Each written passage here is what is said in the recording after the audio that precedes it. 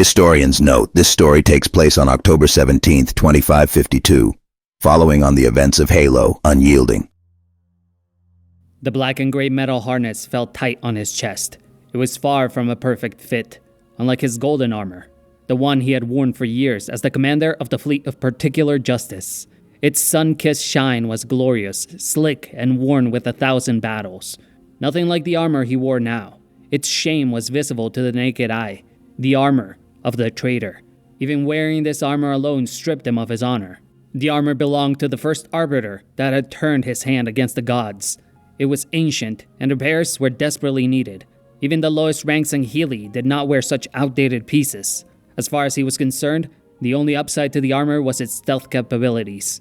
Equipped with an older camouflaging unit, he might be able to complete his mission and redeem himself in the eyes of his peers, and more importantly, the Forerunners.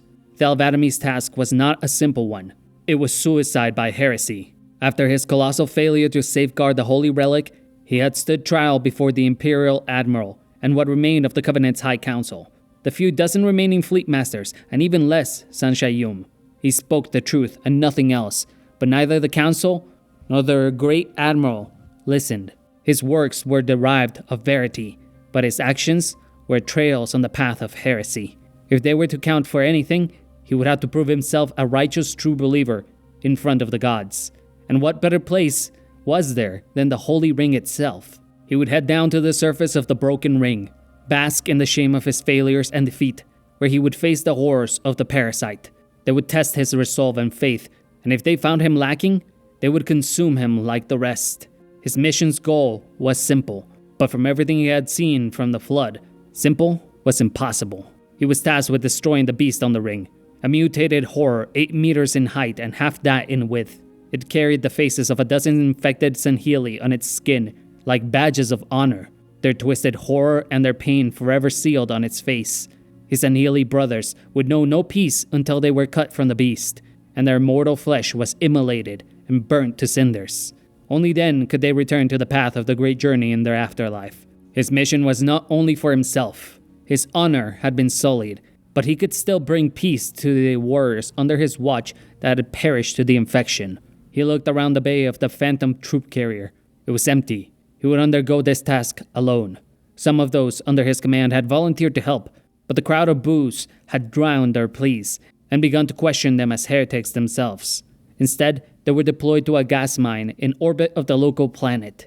A battle group of Sanheeli had stopped responding to communications requests and were being suspected of treason. Shipmaster Yas Vadamee and his followers would storm the gas mine and investigate. If the flood had spread to the mine, then it had to be cleansed.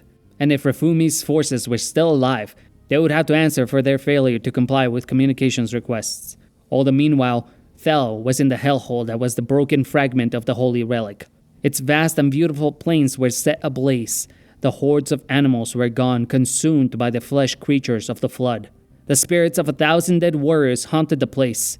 He could feel their gaze upon him the moment he stepped out of the phantom carrier. They each weighed him down until his feet fell firmly on holy ground. A trail of dust kicked up from the phantom's lift as it left, its shadow gone in seconds, and he wondered if they had simply sent him off to die, with no expectation to come back. That was, after all, what wearing the armor of Arbiter meant. His life had already been forfeit, and perhaps, in death, it would mean a return to the path. Vadami went forth with a plasma repeater between his hands and a carbine rifle holstered on his back.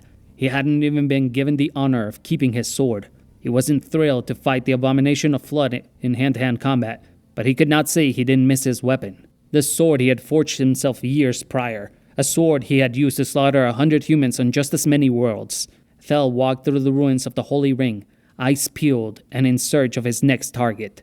Every few minutes, he could catch a glimpse of an infected creature. He wasn't sure if fear was the right emotion or if disgust was closer to what he felt, but the fleshy creatures all evoked the same sentiment. He kept a steady pace, avoiding exhaustion and foes alike. It was only in the times when he had to fight that he did. Combat forms of the small humans leapt into the air and landed nearby, all meeting their demise to the flames of his plasma repeater. Rotted flesh peeled off like meat off a carcass and fell to the sides as the creatures continued running down the hose of plasma fire. He peeled at the shadows in the trees, watching him, slowly observing his every move and keeping their distance. If they had been human, he would shoot them and be done with it. But these things, these creatures, would get up with their half-melted corpses. He decided to conserve ammunition instead. The lanky creatures came in ones and twos and continued to sporadically find him, giving him no time to rest, an expected strategy, but effective nonetheless. He hadn't been on the ring long, but had already seen nearly 100 infectious creatures. Yet he wasn't any closer to finding the many-faced monster. Thel descended past what had once been a ravine, now melted away from the heating of the explosion produced by the human vessel.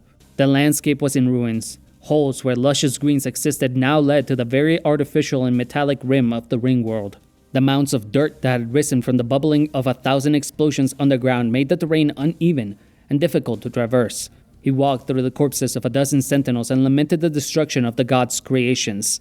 Just beyond where the water would have ended, he found a pocket of resistance. 6 combat forms and a single carrier nested around a massive growth of biomutated flesh on the side of a rock. The pocket of pus-filled flesh issued a stream of ooze. Its stench was obscene to the senses, and he nearly gagged. The creatures beyond cover had heard his struggle to breathe and descended upon him in a second. They rained on him like droplets of moisture. He dove for cover, but they found him nonetheless. 2 of the bipeds ran flailing their arms carelessly. He stepped to the side to avoid the first and tagged the second with the hard end of his repeater. It slumbered back but found its footing quickly, immediately jumping at Vadami and swinging for its head. The fleshy growth that shaped its claw would have taken his head off, but luckily for Thel, he ducked in the nick of time. The first of the creatures was now on him and quickly overpowering him. Instead of dealing with it through sheer strength, he let his weapon do the negotiations and incinerated a pocket of holes into its flesh. The creature dropped, but Thel had no reason to believe it was down for the count. He reached for a plasma grenade off his belt and pressed the button to activate it. He prepared to drop it onto the felled monster, but the previous flood form was back on him. Thel's eyes widened with panic, and if he didn't let go of the grenade soon, he would explode with it, well before the rest of the flood forms could make their way to him. He slapped the plasma grenade on the rotted flesh of the nearest combat form and kicked it on the chest, sending it reeling back into the wall, approaching the rest of the infected. He rolled to the floor, changing his weapon out for the carbine on his back. The plasma casings on the shots burned into the knees and joints of the combat form, pinning it down. In a moment, the hue of blue sun erupted from their explosion and evaporated all but one of the moving carcasses. The carrier form was too distant to absorb the brunt of the explosion, but the force had sent it a few meters back. It swelled up to 3 times its original size and exploded. From within, a dozen of the miniature crawling ones shot forth. They were far quicker than they had any reason to be, small and nimble and jumping at him. He clicked the trigger of his rifle once for each of the little balls of rot. They popped with a green glow and pus leaked out of them. He reloaded the carbine rifle before returning his previous position over the hill, where he had first spotted the group of shamblers. He lurked near the fleshy growth of clearly infected matter on the face of the rock where the group of flood forms had gathered. He wasn't sure what he was seeing, but certainly it wasn't good news. The infection was spreading to more than just living. He had sent an elite task force down to the Truth and Reconciliation during the final hours of the battle for the ring, and they had all been annihilated by the flood. He had planned to go down himself, but received news of the human in special armor attempting to destroy the ring. He had learned 2 things. One was the demon had been teleported across Halo. Unable to understand why the Oracle would allow the filthy demon to do so, he had focused on the second piece of information. One of the member of the squad that had been sent to the Truth and Reconciliation had survived and witnessed the flood taking the lifeless bodies of his companions back to the detention center ship. The flood had begun to infect the dead, not just the living. They were repurposing the flesh of their dead comrades to create a whole flood creation. Something pure of dead flesh.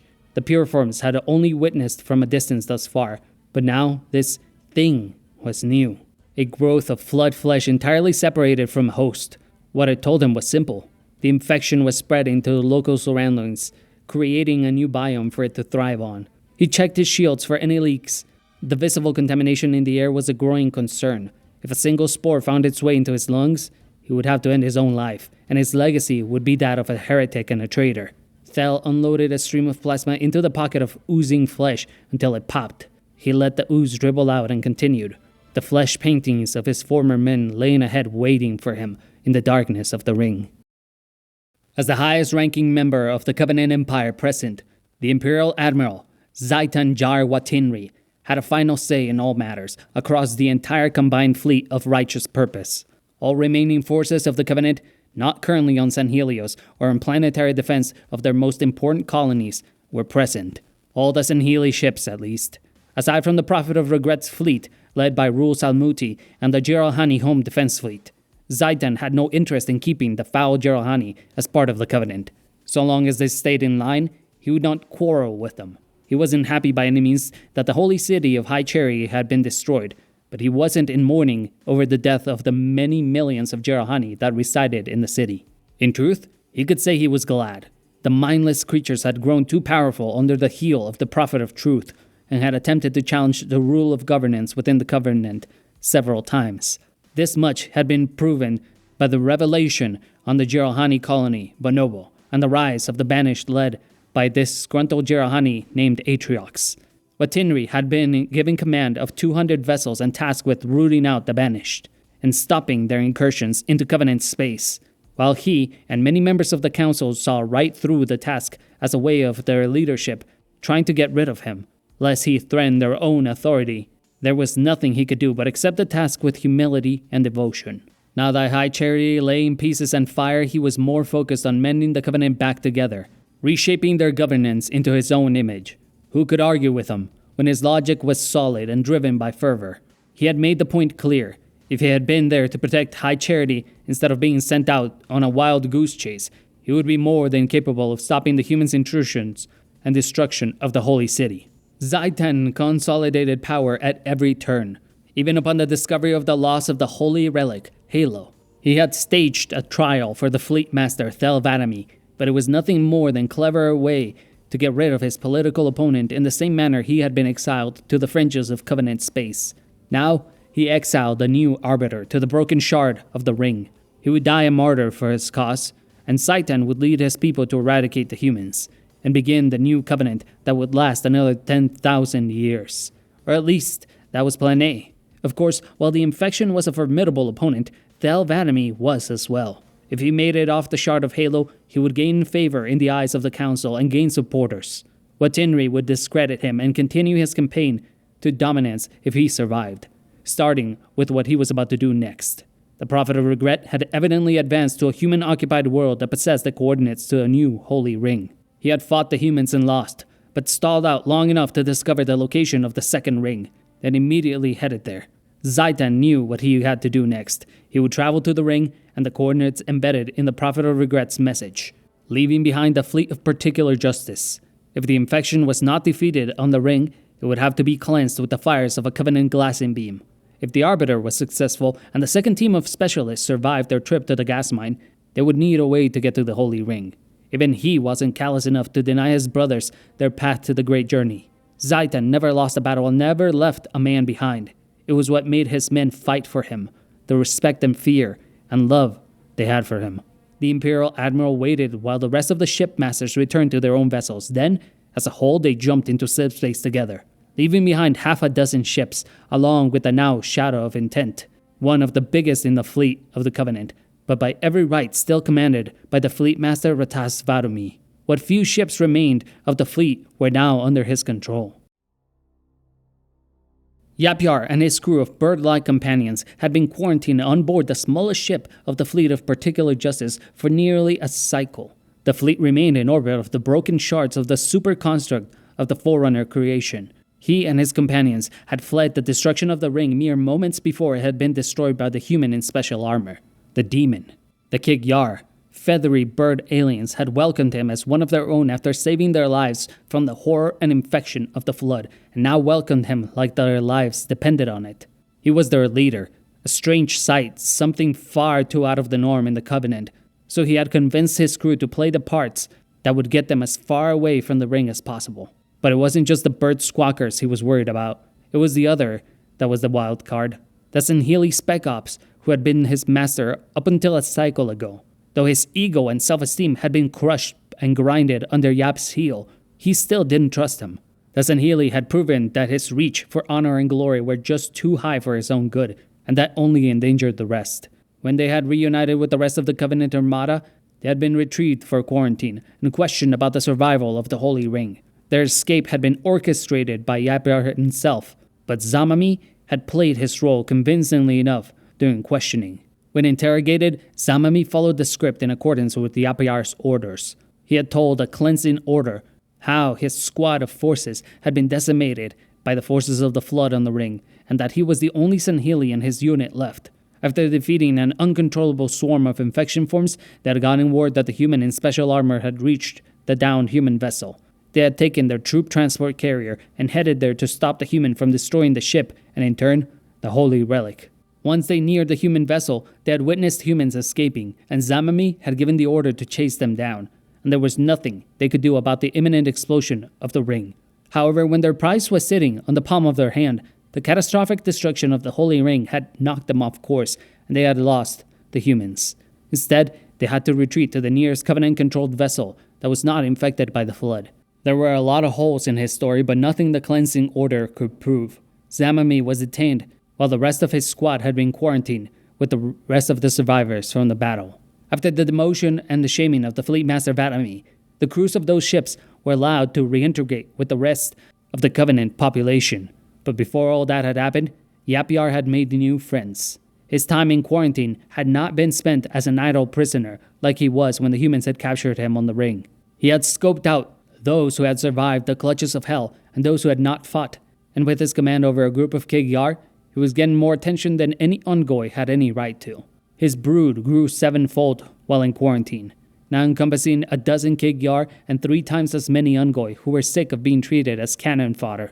The convoy under his command had grown, and now their greatest threat was the behemoth of a creature standing before him. Yapyar did not know how to communicate with a colony of worms. Even if that colony was smart enough to understand him, how could he understand it? Most importantly, was it too smart to trick him? The gestalt of Megalegolo worms stood in the center of the hallway, blocking his path, stopping their advance. It was clear the gestalt had suspicions of their intentions. Yapyar would try to bluff his way out of it. "We're headed back to the command ship with our squad leader. Please let us pass." The behemoth stood firmly and began to vibrate. The worms inside shook as if tremors gave way beneath the gestalt's feet.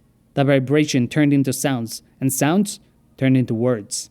"No lies." Yapyar felt a drip of cold sweat run down his body. The creature knew what he was planning. Yapyar was not a gambler, or at least he didn't think of himself as one. He had gambled a dozen times with his life over the past 2 cycles. It was time to do it again. It was time to tell the truth. "We are leaving. We are done being used as meat shields and slaves." The gestalt watched him silently. "What of great journey?" Yapyar knew what he was about to say was heresy, and would most likely cause the gestalt to stomp him into a puddle of goo and blood. "All lies. Forerunners are no gods. Halo is not salvation. Halo is horrors." Alifa Futu Fakni, a colony of Legolo worms 12 feet tall, changed its posture. Yapyar wondered where the creature's bond brother was, considering he had only ever seen the creatures in pairs. It lowered its guard and stood to the side. "Truth." Yapyar's mouth hung wide open. He didn't believe it himself. He moved to pass the gestalt and continued down the corridor, when he heard a loud pair of steps following behind him. The creature, the one humans called a hunter, was following his every footstep. Fakni had joined his brood, making it infinitely more powerful than it had been. Now it would be easier to get more members on his side. They had the muscle, and he had the brains. All he needed was someone to help him bypass security checkpoints, and he knew just the broken Sanhili to do so. The white-armored Sanhili, Thel Vadamee, crouched in the corner of a dark corridor, catching his breath. The assault on the gas mine had proven more dangerous than he had expected. With the betrayal of his brothers, the heretics had set the parasite loose on his forces, and now half his number were dead. But even more of the heretics were also dead. Their path would no longer interject with the great journey, and their names would be forgotten. Now he had to kill their leader, Cesar Refum. He no longer wore the suffix of the Covenant under his name. His words were poison in the ear of all those who listened. Rataz would silence his ramblings soon enough. Vadami checked his energy shields and allowed them to recharge back to full before turning the corner. The glow of his energy sword lit the hallway like a beacon for his forces to rally. The first one forward was the Ungoi named Stolt, a large creature for one of his species. While the humans often called them grunts, Senhili had also adopted his name as an insult to their species. Vadami did not dare refer to this Ungoi by that moniker. The single soldier had taken out twice as many flood-infected as his next best soldier. Ratas was convinced that if anyone was making it out of the gas mine, it wouldn't be the heretics and it wouldn't be him, but the Ungoi ranger. However, he had to lead his men from the front, and that was what he did. As commander, he charged forward past the hefty Ungoi and a pair of Senhili. Ratas sliced through a flood combat form made from a weathered human.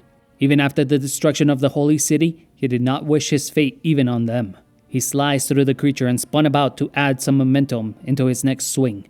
The energy blade burnt through the rotting flesh and deactivated. Its charge had depleted, but Ratas did not let that slow him down. He took an inhaler from nearby dead infected and continued down the hall, spraying all incoming opposition with the full-lung projectiles. Some exploded into pink and meat, while others simply collapsed. He stomped a few on his way forward, but let his men do the rest. He knew they would secure the kills. They had all been on the ring. They had all seen the flood get up and start fighting more ferociously than before, even when all conventional wisdom dictated they should be dead. Stolt came up from behind him and knocked down an infected Senhili directly behind Vadami. He hadn't seen the creature, but was glad to have such a skilled companion. In due time, they continued pressing on. There weren't many places left for the heretic to hide, and Vadami was waiting with anticipation to behead the elite. Thel Vadamee struggled to catch his breath. He was winded and his legs hurt from all the running, but he couldn't stop now. The horde of nearly 100 infected humans and Senhili had descended on him. He had learned his lesson too late. Going into the cave system under Halo's surface had been a grave mistake. He was quickly surrounded and soon he would meet his end. He felt the explosive pop of flesh balls making contact with the generated heat from his energy shields. They depleted with each pop and attracted more and more of the shamblers. Thel had long ago switched his primary weapons and defiled his honor furthermore by using human weapons. Though he disliked the feel of cold metal on his hands, he had to admit the weapons the human called a shotgun was extremely effective at putting down the flood creatures. It made no difference in the end as he was swept off his feet by monsters of pure biomass, creatures that had overridden the genetic code of the base of their hosts, and now were amalgamations of bodies. He was drowning in a flood of infection and knew it was the end. He switched to the weapon he had found on the dead Senhili, the one he was truly loyal to. The only thing he could picture himself holding until the very end. He would force the flood to rip him apart. He would not become one of them. He would die on his feet with a sword on his hand. It was the end. The blade struggled and stuttered. Energy spotted in and out of the hilt, and several dozen creatures of infected muscle and sickened tissue sprinted in his direction. He heard the roaring of something familiar, but his mind was too exhausted to connect the dots. Was it the purring of some animal or beast the flood had infected? No, it was something older, something he had faced outside of the hellhole that had once been Halo. The purring grew louder, and a pair of floodlights blinded him, then sounds of ballistic automatic gunfire, the weapons humans used. He recognized the sounds of a human light reconnaissance vehicle, as they called it, a warthog. The trio of armored soldiers ran through flood forms with the meter-tall tires of their primitive vehicle, churning flesh and matter between them. The one seated in the back, rooting in every direction all at once until the gun clicked and spun, but no more projectiles spewed. The vehicle hit a large tank-like form and sent it flying back a few meters. Though the side of the warthog had taken more visible damage than it, the purer form of mass approached the vehicle as two humans baked it in small arms fire. To his own surprise, he had joined in the attack and begun blasting the creature, not the humans. He was surprised to be helping the humans, but at this moment, it only felt right. The creature shook the bullets off and moved to intercept the vehicle again. The driver brought the vehicle around once more, but without enough time to build up momentum, it was stopped in its tracks instantly. The hulking monster reached for the gunner on the back, but the man in red armor dove down, avoiding its grasp. The weapon mounted on the back wasn't so lucky, however, and the flood creature tore it right off. It tossed it like a twig back into the crowd of advancing infected and turned its androgynous gaze back on the soldier. Its blank stare was met by the explosion of a human grenade and a shout from the driver. Get the hell on board, now! Thel didn't think about it even once. His legs had moved and he was already sitting where the mounted gun had sat before. The vehicle was racing away from the creature and out of the tunnel. He thought about turning his weapon on the humans but stopped. He would have met his end if not for the group of armored humans.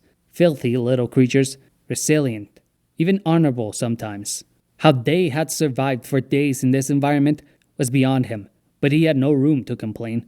They had saved him from turning into one of those things out there, and now he had a life debt to pay. Even after a war that had driven him to near extinction, they had rescued him, and now felt comfortable enough with him to turn their backs on him.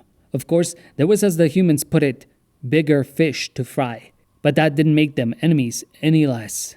They all caught their breath and reloaded their weapons, sharing ammunitions, checking their supplies and each other's armor for any cuts, wounds, or broken seals.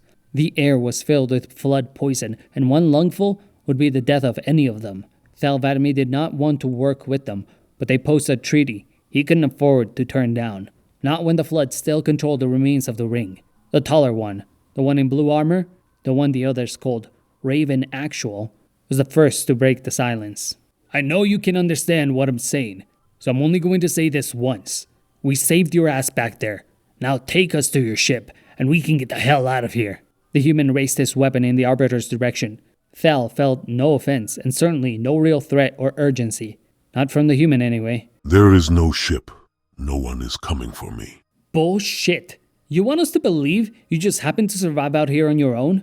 After running into that pack the way you did?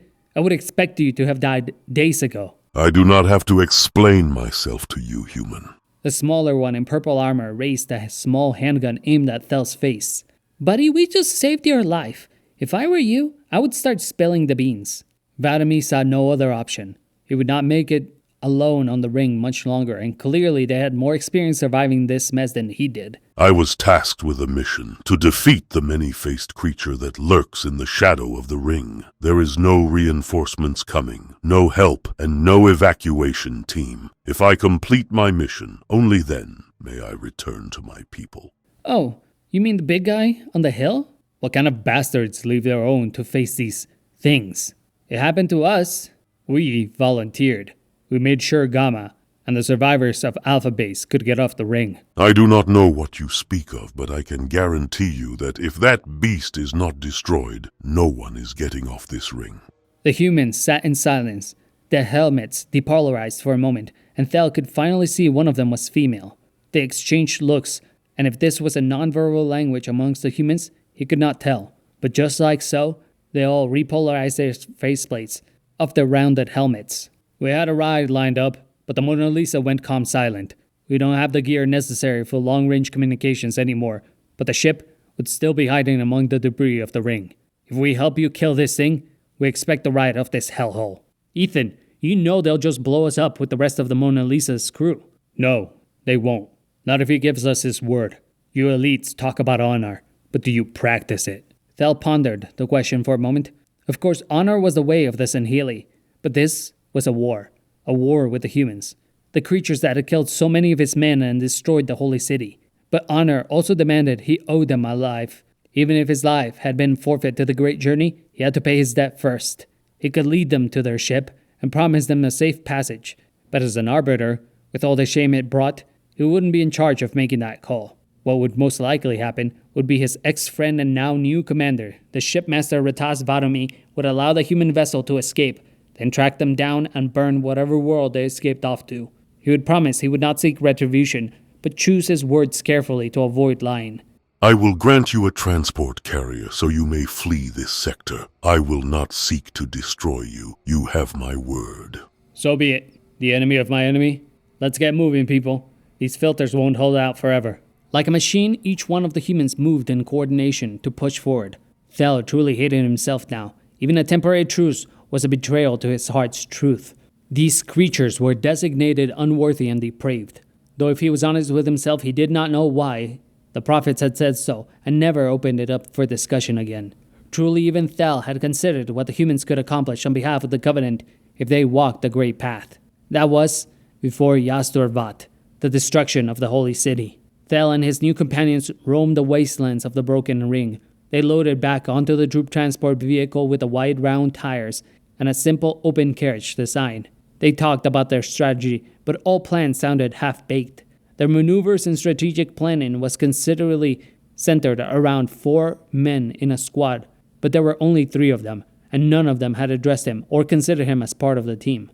If they kept that up, they would leave their flank exposed and get themselves killed. And then, him, or worse, infected. He decided to speak up, only because he sought to avoid death by the hands of the Flood. Your tactics are flawed. They leave an opening on the right flank. There's only 3 of you. I will take the right. There's only 3 of us because of you, bastards. What he means to say is, there was 4 of us, and we still haven't adjusted. Ramos died the day after the ring broke apart. Some hinge hit, an elite, stabbed him through the back with his blade during the chaos. The Flood tore both of them apart in the end. You may not be responsible for what the rest of them do, but it's still difficult to put our distrust aside. Thel wondered how they would react if they had known he was responsible for the Sanheli on Halo. He'd been their leader through the entire conflict and dictated them to kill every human on the ring. We could use your help. If you can take care of yourself on the right flank, do it. If you can't, just ask for help. This friendly demeanor with the humans made him sick, but he couldn't be too picky with his allies in his current situation. He was beginning to understand what the human meant when he said, "The enemy of my enemy is my friend."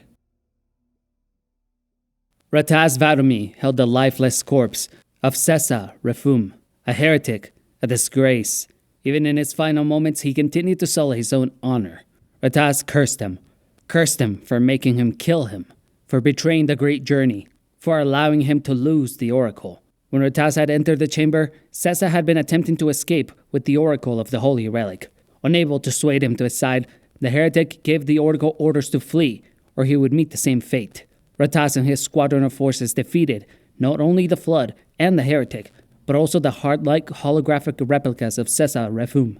Rataz had gotten his answer as to why the gas mine had gone silent. He had defeated the Flood and almost recovered the holy oracle. His mission was over. His next task would be to return to his new ship, where he would command the newly reformed fleet of particular justice. Once his pickup had arrived in the form of a single spirit, the few remaining Sanheli under his command, and a single envoy, all mounted their positions on the transport as it sped away from the planet's orbit. The storm was getting worse by the minute, and in a few days' time, it might have become strong enough to tear an entire capital vessel apart. Once back on board his command ship, the Shadow of Intent, he received unexpected news. The crew had been monitoring the gas mine when they witnessed the spark of a holy construct in their scanners. The Oracle of Halo had been relocated, and its current trajectory was a mystery of its own. It was headed back to the broken remains of Halo. More specifically, the large piece where the Arbiter Thel Vadamee had been set loose upon. Wary of disobeying the commands of the Imperial admiral, Rataz struggled to make a choice. But leaving the Oracle behind was no choice at all. It would be a betrayal to the great journey itself, even if it was meant disobeying orders. Vadami gave the command, and his men followed. They moved in a course to the broken shard of Halo. The humans, or as they called themselves, Fire Team Raven, had proven to be more valuable than he had expected. He could see now how they had survived so many days on the broken remains of the ring. They were smart and careful, but he wasn't sure which quality had accomplished something even the Covenant had not. They had tamed a horde of Thanolegolo. He had wondered why they had dismounted the vehicle and chosen to go on foot, till a swarm of the worm-like creatures bloated out the sun and danced around them. The hundreds of thousands of Legolo worms were of a gestalt that had been discovered by the Covenant some 2,000 years prior, but even they had not managed to tame the creatures. Deactivate your shields before they rip you into shreds. Thel did not question the suggestion, even for a moment. Clearly the humans had knowledge about the Legolo he did not. What was more important to him were the flood spores in the atmosphere. But upon further inspection, he realized the air in this area of the ring was clear as that on San Helios. Evidently, the horde of Thanolegolo were purging the infection from the atmosphere itself. These worms, they aren't as sadistic as we thought them to be. They only showed hostility around active technology. We should be safe if we stick to simple weapons and on foot. The Forerunners left us a gift. We did not know what was under our gaze this whole time. I don't know much what a Forerunner is, but the Hunters, if you can even call them that, These swarms clean the air and absorb the particles around, then tear to shred the individual worms that carry the infection. Containment, then. Listen, big and not so handsome. We don't have any food left, and our ride has been calm silent for days. We were gonna hitch a ride on a prison ship, but I'm guessing they went silent when all your buddies showed up. The human in red armor had been referring to the arrival of the entire Covenant Armada and the meeting between shipmasters and the Imperial admiral. We have one shot at making it off this ring alive. You said you could get us a ride if we defeat the big guy, right? Well, we're gonna help you. We weren't particularly excited about fighting him, but he is on the hill, where the last remaining communications beacon on this shard of the ring stands. We've been planning this for days, and if it wasn't today, it would have been tomorrow, when we're all too tired and hungry to fight. Now that we have you, I'd say our odds go up by a whooping 2%, and that's as good as they're gonna get. So you have a plan to storm an advantageous position? Yes, a suicide plan, but a plan nonetheless. Very well. It is more than I had a moment ago. The human soldier in blue armor explained a plan, a daring plan, not the cowardice that he thought of humans. It was a long shot from success, but if he died in his mission without trying, his path to the great journey would be muddled in the afterlife.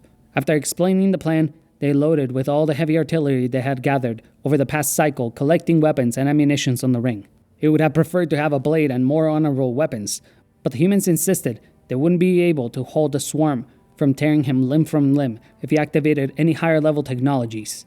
If he did, the Thanolagolo would be attracted to him like a moth to a flame. He didn't know what a moth was, but he didn't want to find out. After a 3-kilometer walk through shattered and burnt territory, the hill they spoke of finally came in sight. Even from this distance, Thel Vadamee could still see the creature. 8 units, or as humans measured, 26 feet tall and 13 feet wide. It stood like a statue waiting for them from afar. It raised a hand, and where there was only one flood form before, now 100 rolled down the hill. First the shamblers, corpses of their former members, either infected humans or Sanhili. Behind them, some unknown creatures of pure flood biomass. The humans called them stalkers, some name given to them by the way they crept on their hind legs close to the floor. In between the mix, there were another 100 or so of the tiny poppers, the infection forms with minuscule tendrils sharp as a blade. In the back, a dozen or so wobblers, the kind that expanded and exploded. The carrier forms followed immediately by 2 pairs of hulkings the humans called tank forms. The odds were unbelievably stacked against them, but the humans did not waver even for a moment. Thel was surprised to see them stand their ground. The lot of flood rolled down the hill and wobblers lost their footing, exploding into even more infection forms. The air began to crowd with pollutants, but that was the signal for the Thanolagolo. Like a spire rising from the ground, a stock of eel creatures erupted and took to the skies, encircling the battlefield. It was like being in the eye of a storm. The air was sucked out and expelled kilometers away, but more importantly, dozens of smaller flood forms were flung along with them. The remaining combat forms began offloading their projectiles at the Thanolagolo, and this was their cue to attack. The heavier of the humans blasted a projectile from a large weapon he called a rocket launcher. It streamed through the air and struck one of the tank forms, then the second on its right. The female soldier used the long barrel of her rifle to pick off targets with weapons before they could take shots of opportunity, and the red armored human blasted every direction with a semi-automatic weapon he called a saw. Its name meant something else from what Thel had studied from human language, but it was both a potent tool and a weapon. Thel was covering the right flank, but when the fighting broke out of formation, he took the vanguard with a heat-propelling weapon. It spewed out flames with a simple accelerant. Nothing of high-caliber technology, just flames and heat to burn the rot of infected flesh. A plasma grenade flew past him into the incoming shamblers, and he thought for a moment an Ungoi Ultra had thrown it simply based on its sheer accuracy. The tiny blue sun erupted, engulfing half a dozen stalkers and shamblers. Thel looked up to spot the Thanolagolo, but the swarm of creatures wasn't there. Instead, they were encircling the hill, coming in at high velocities to crash on the masses of infected.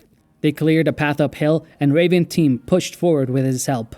They climbed the hill step by step, avoiding the incoming infected, and after nearly 10 centos, they were in shooting range of the behemoth. He almost wished they weren't.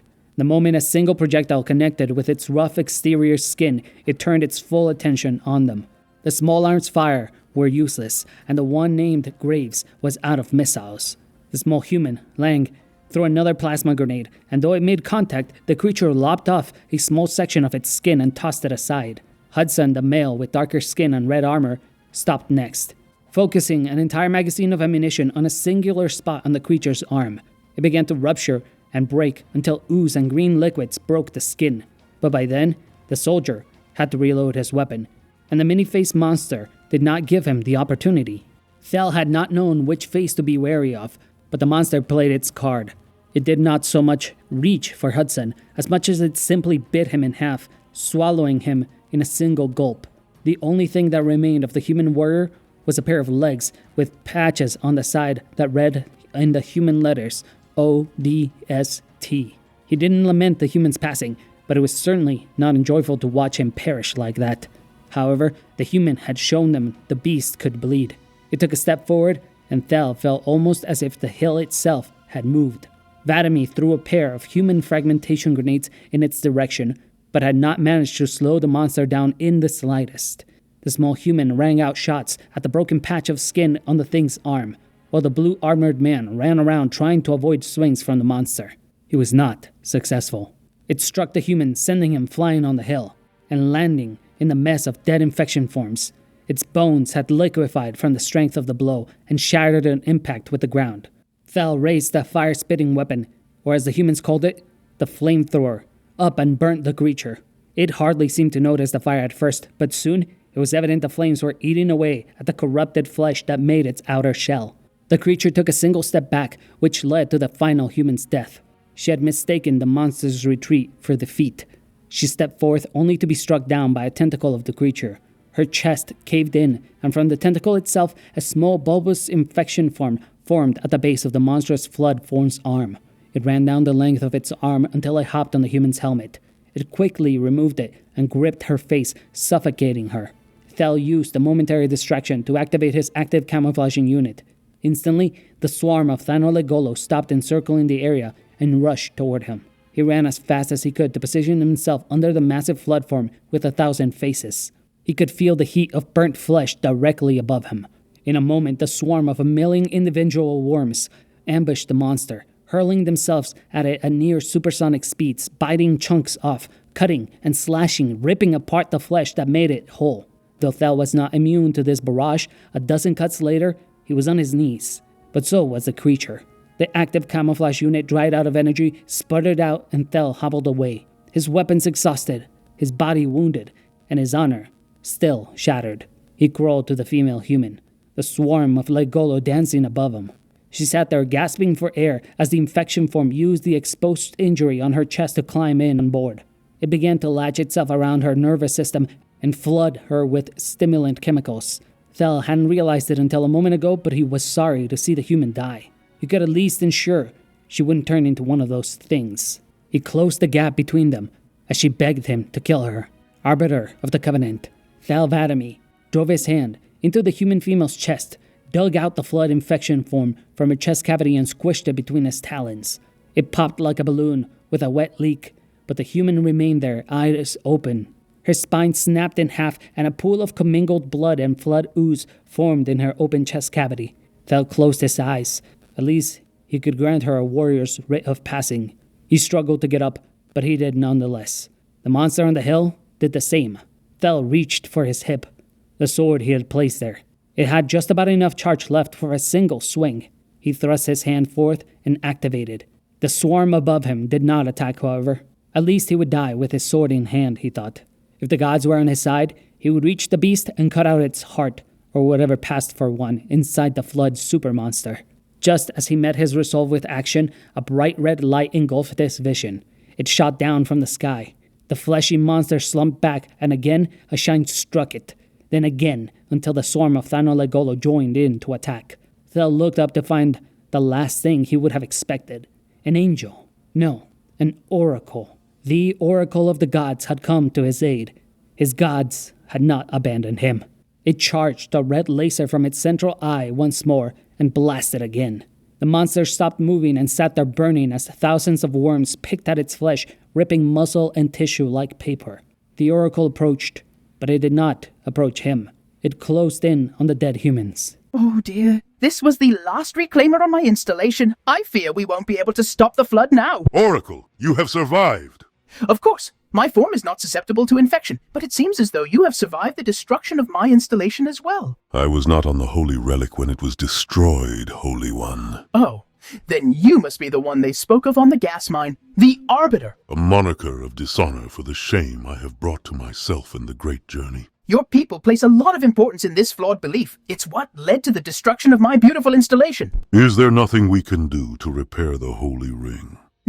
No, this just won't do. I do not understand why the Reclaimer would do such a thing. It would have been more effective to fire the ring rather than destroying my installation. Please, Oracle, I do not understand. The Holy Ring, the Temple of the Forerunners. What do you mean, fire? Why do you insist on calling my installation a holy relic? My installation was a weapon, and one which we needed very, very badly. But Oracle, we were told the rings are the gateway to godhood, to an everlasting paradise. I am no oracle. I am a monitor to this installation, even if it lies shattered in pieces. This was no gateway. You are a creation of the gods. How can you say that? I do not believe my makers were gods. If they were, they would have told me. What of the installation? Is it not the gateway to transcendence into the beyond? If you mean the eradication of all life in the galaxy as transcendence, yes. However, this installation is but one of a network designed to wipe out all life which the flood might feast on throughout the galaxy. The ring is a weapon? Yes, a beautiful tool of destruction on a galactic scale. Whoever told you otherwise is either a fool or a liar. Are you saying the Forerunners did not achieve godhood with the firing of the rings? Hardly. My makers, like the many species in this galaxy, were eradicated with the firing of the 7 rings. Tell me everything you know about Halo and the Forerunners. I will share what I am permitted in due time, but right now, we need to stop the spread of this infestation. Leave that to me, or Monitor. You can call me 343 Guilty Spark. A squadron of banshees touched down on the broken shard of Halo first, followed by 4 spirits and 6 phantoms, all full with the most honorable and devout warriors Thel Vadamee could muster. Blades, carbines, plasma rifles, beam rifles, needle rifles, just about every weapon for any occasion or any type of enemy that would still lurk in the shadows of the Halo. Their mission was of the utmost priority. There was an oracle to rescue from this place, and Ratas would see to it, even if it meant facing the flood again. Over 100 Sanheli warriors ready to exterminate any signs of flood infestation. But that was not what they found. Shipmaster Thel Vadamee watched as the Sanheli he thought dead on an impossible mission returned, with none other than the very oracle they sought. Thel Vadamee, Arbiter, warrior, and one-time friend. The Arbiter revealed a hidden truth. Had it not been for the oracle confirming his words, Ratas would have slain the traitorous Arbiter where he stood. But the words he said were echoed by the oracle, and a logic they could not deny. We have been lied to. The great journey. It's all a lie. The rings. We cannot allow them to be activated.